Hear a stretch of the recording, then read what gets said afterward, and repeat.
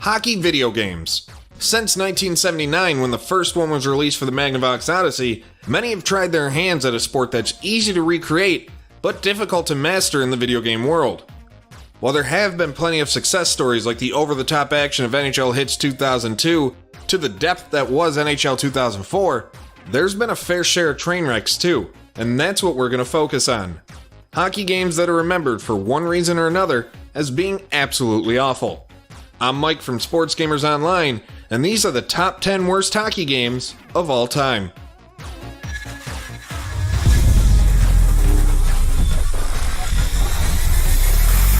Sports Gamers Online is the #1 source for the sports gamer. Number 10. Blades of Steel Game Boy Edition. Up until recent technology, it's been pretty safe to say that sports games on mobile systems just haven't been that good. Case in point, Blades of Steel for the original Game Boy. One of the most popular hockey series of the early days of gaming, Blades of Steel was an obvious choice at the time to release on the new portable console. But as the saying goes, just because you can do something, that doesn't mean you should. Because of the limitations in 1991, the Game Boy just couldn't handle a game like Blades of Steel. It was far too slow to anyone's liking, and the 2-bit color palette made every team and player look indistinguishable. Number 9. NHL Faceoff 2003. This was a game that pretty much put the nail in the franchise's coffin. At one point, the NHL Faceoff series had shown real potential of being Sony's version of what the MLB The Show franchise would ultimately become. Unfortunately, things went downhill fast towards the end, especially with Faceoff 2003. The game featured extremely limited mode offerings with no Dynasty or Create a Team feature to be found. In addition, the game looked awful for a PS2 game that came out 2 years after the system's release. With EA Sports' offering out there and Sega's product continuously improving, it was no surprise when the series was discontinued after the game's release. Number 8. NHL Powerplay 96. Remember when Virgin Interactive was a thing? If not, then you likely and luckily won't remember their attempt at a hockey game. NHL Powerplay 96 had all the feeling of a great game until you actually started playing it. The controls were some of the most unresponsive that gaming has ever seen. I mean, seriously, an unplugged controller had better response time than this thing. And the visuals, well, they were so jagged that it was hard to make out anything on the ice. And sure, 3D graphics were just starting out back in 1995, but this definitely wasn't a good early showing for the next generation of gaming. Number 7. NHL Blades of Steel. As we talked about earlier, Blades of Steel for the NES was a fantastic game that's still remembered fondly today. The same can't be said for the sequel that, and let me be clear, no one asked for.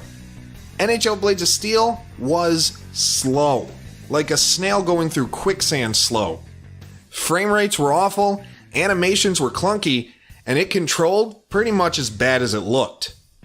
Number 6. TV Sports Hockey. Another slow-playing game, TV Sports Hockey had some of the worst input lag in sports gaming. The players rarely performed the actions on the ice that you wanted them to, and the puck seemed to have a mind of its own. The game's goaltending was no better, as it was like goalies weren't even there 90% of the time. Should you actually have gotten your player to control the puck and get a proper shot off, you're likely to score far more often than not. The only real plus that this game had was that it looked pretty damn impressive for its time, and aged pretty well visually if you look back. Number 5. Great Ice Hockey. The only thing great about this game, and I use that term loosely, is its name. From terrible graphics, even for the Sega Master System, to poor puck physics, Great Ice Hockey feels more like a demo product than a supposedly finished game. Everything felt too bouncy on the ice, including the puck. It was as though you were playing hockey on trampolines with a rubber bouncy ball. To make things worse, it was one of only 3 games that required the awful Sega Sports Pad, a controller that replaced the D-pad with a trackball, thinking that would somehow make things better. That meant that unless you had the Sports Pad, you couldn't even attempt to play this terrible title. Though, even if you had the Sports Pad, it was so unresponsive that the game was virtually unplayable anyway. In a city that loves its sports heroes, might be one in a hockey uniform tonight. This is Philadelphia, Pennsylvania, home ice of the Flyers. Number 4. NHL 15. Where to start with this one?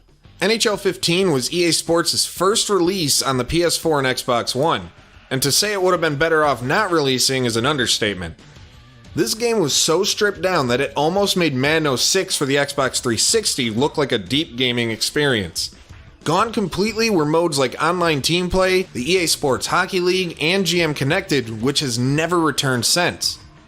Modes like Be a Pro and GM mode remained, but they were stripped down of most of their features, making them pretty much unplayable. I mean, GM mode launched without the NHL draft available. Seriously. Had there been any other AAA NHL game on the market at the time for the systems, EA's NHL series could have been blasted away to irrelevance. Number 3, Street Hockey 95. As someone who's played inline hockey for nearly 25 years now, this is a version of the sport that's near and dear to my heart. That's why it pains me so much to have a street hockey game, the only one ever actually released, as part of this list. To put it bluntly, the game just wasn't fun at all. Slow and laggy controls killed any flow the game tried to have, while it looked so blurry when in motion that it was just hard to tell what was going on. Number 2, NHL Stanley Cup. A game that focused the camera solely on the puck. It's hard to understand who thought this was a good idea, or why it was done in the first place. I mean, I get wanting to give off that 3D look on the SNES, but this just wasn't the right way to go about it. Because of the player-locked camera, players would get lost if they weren't close by the puck. And if you had fast back and forth action, which, in case you didn't know, hockey's kinda known for having, then it was tough to get a feel for anything happening on the ice. It also became pretty nauseating when the camera would just spin around and around like a merry-go-round, causing you to lose your lunch if you happened to make the mistake of eating before trying to play this game. Before getting to the worst hockey game of all time, here are some games that just weren't quite bad enough to make the cut.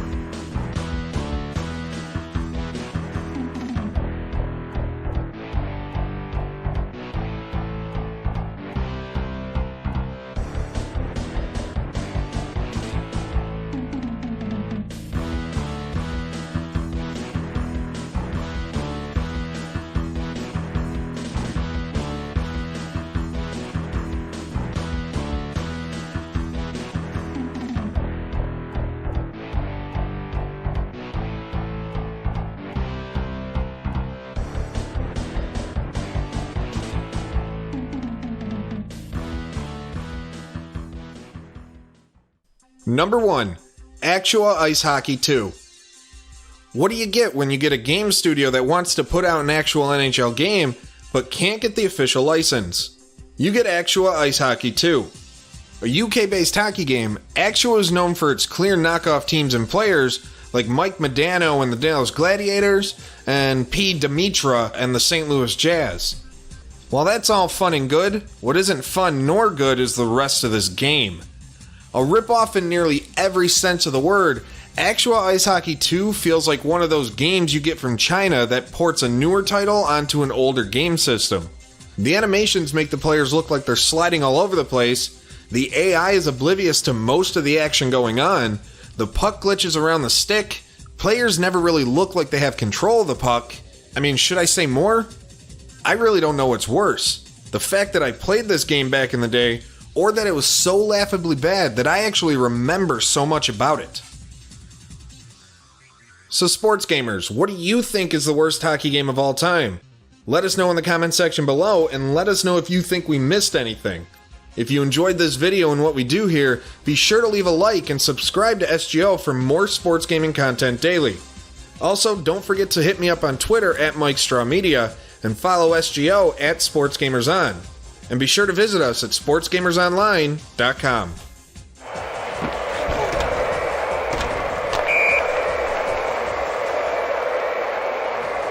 Philadelphia goal, scored by number 88, Eric Lindros.